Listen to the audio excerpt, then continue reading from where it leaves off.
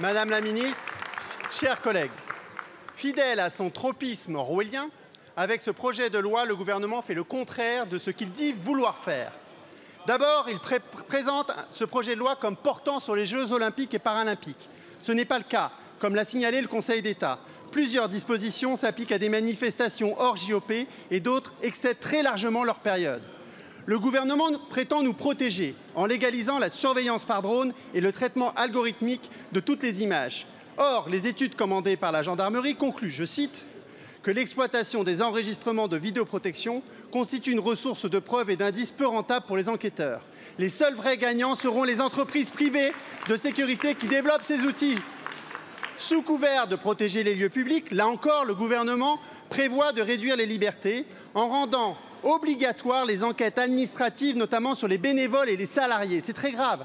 Selon le Conseil d'État, près de 750 000 enquêtes seront menées, impliquant la consultation des fichiers de police et la conservation de ces données pendant 5 ans.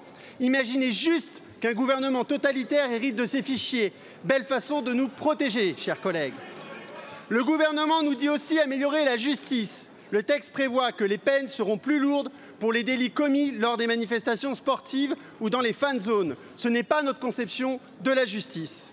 Le gouvernement ment concernant la dérogation au repos dominical. Nous avons fait nos calculs. Elle ne concernera pas quelques dimanches dans l'année, mais plus d'un dimanche sur 2. Enfin, le gouvernement, qui a soi-disant découvert le concept de sobriété, prévoit d'étendre les dérogations aux règles de publicité pour les sponsors. Consommer plus pour faire gagner plus d'argent à Toyota ou Coca-Cola, ce n'est pas compatible avec la lutte contre le changement climatique, chers collègues.